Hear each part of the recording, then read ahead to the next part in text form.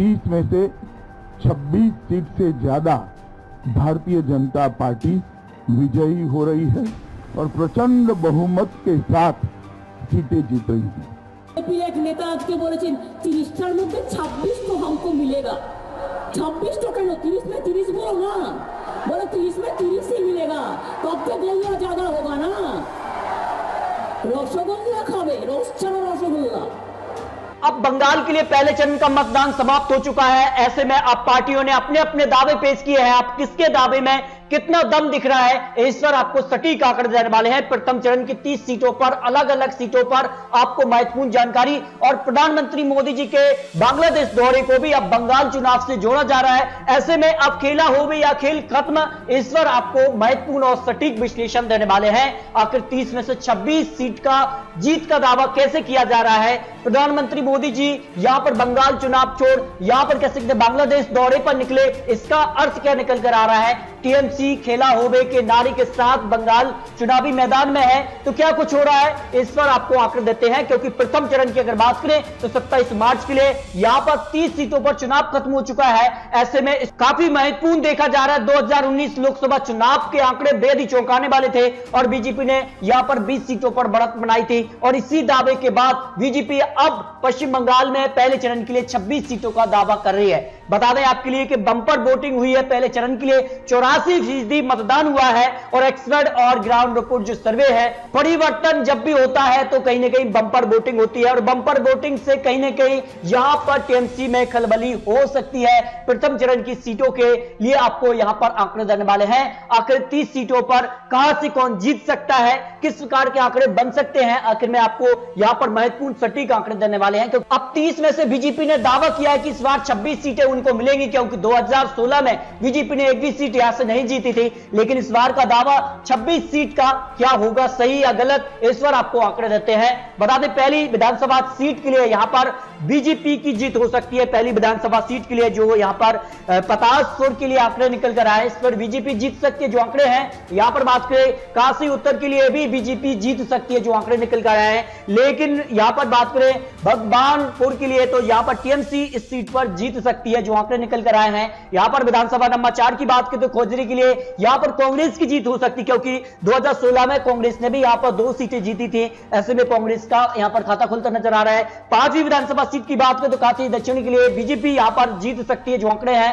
वही रामनगर के लिए अगर बात करें तो यहां पर भी बीजेपी की जीत हो सकती है, जो एक्सपर्ट ने आंकड़े रखे हैं। बात करें इगरा के लिए तो बीजेपी टीएमसी में कांटे का मुकाबला यहां पर होने की संभावना दिखाई गई है। जबकि यहां पर बात करें धमतान से तो यहां पर टीएमसी की जीत हो सकती है इस सीट पर। और बात करें यहां पर विधानसभा यहां पर न्यायग्राम के लिए तो बीजेपी की जीत इस सीट पर हो सकती है। वही गोपी बल्लभपुर के अगर आंकड़ों की बात करें तो बीजेपी इस सीट पर जीत सकती है, जो यहां पर आंकड़े निकल कर आ रहे हैं। इसके अलावा अगर बात करें तो यहां पर झारग्राम के लिए भी बीजेपी के खाते में सीट जा सकती है, जो आंकड़े हैं। यहां पर बात करें केसरिया के लिए तो कांग्रेस बीजेपी में टक्कर यहां पर हो सकती है, और टीएमसी में यहां पर त्रिकोणीय मुकाबला होने की संभावना यहां पर दिखाई गई है। जबकि यहां पर बात करें खड़गपुर के लिए तो टीएमसी के खाते में सीट जा सकती है।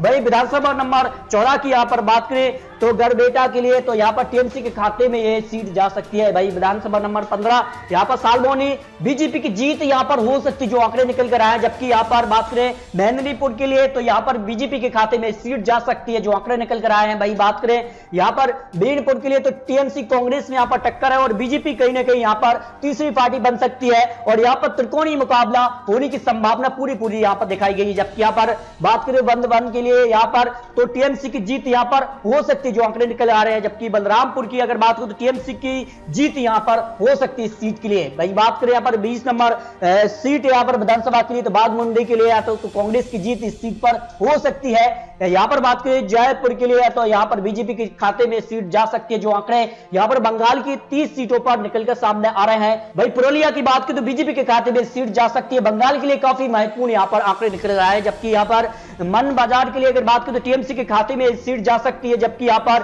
काशीपुर बीजेपी के खाते में जा सकता है। जबकि यहां पर पारा में टीएमसी की जीत हो सकती है। इसके अलावा रघुनाथपुर जो है बीजेपी के खाते में यहां पर जा सकता है। जिसके अलावा यहां पर सालतोड़ा के लिए टीएमसी के खाते में सीट जा सकती है। जबकि यहाँ पर चाटना की बात करें तो कांग्रेस, बीजेपी और टीएमसी में यहाँ पर कांटे की टक्कर दिखाई दे रही है। यहाँ पर बात करें रानीबांध के लिए तो टीएमसी के खाते में यहाँ पर जा सकती है। इसके अलावा अगर बात करें तो रायपुर जो है बीजेपी के खाते में सीट जा सकती है। तो बंगाल की 30 सीटों पर आपको जो यहां पर एक्सपर्ट ने आंकड़े रखे उसकी आपको जानकारी दी है, लेकिन इन आंकड़ों में बदलाव भी हो सकता है। लेकिन आपको बता दें अगर 30 सीटों में तो कांग्रेस के गठबंधन को यहां पर 2 सीटें मिलने का अनुमान लगाया जा रहा है और यहां पर 1 से 2 सीटें यहां पर कांग्रेस से जो यहां पर सीपीआईएम का गठबंधन है उसके खाते में जाने की संभावना दिखाई जा रही है। जबकि बीजेपी यहां पर कह सकते हैं बीजेपी को 16 सीटों पर जीत मिल सकती है, जो यहां पर आंकड़े निकल कर आए हैं इन 30 सीटों पर जो विश्लेषण यहां पर सामने आ रहा है। जबकि टीएमसी ममता बनर्जी को 10 सीटें मिलने का अनुमान यहां पर लगाया जा रहा है इन 30 सीटों पर, लेकिन बीजेपी ने दावा किया है कि 30 में से 26 सीटें उनके खाते में जा सकती है। वो जाएगी या नहीं ये तो आने वाला समय ही बताएगा।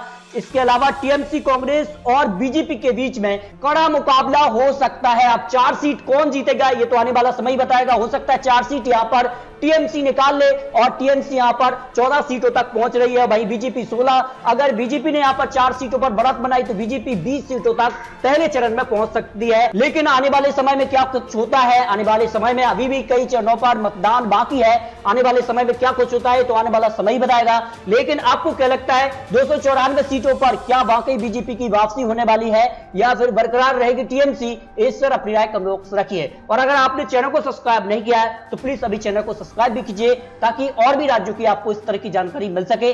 तो मिलते हैं दोस्तों और सटीक जानकारी के साथ, तब तक के लिए जय हिंद, जय भारत।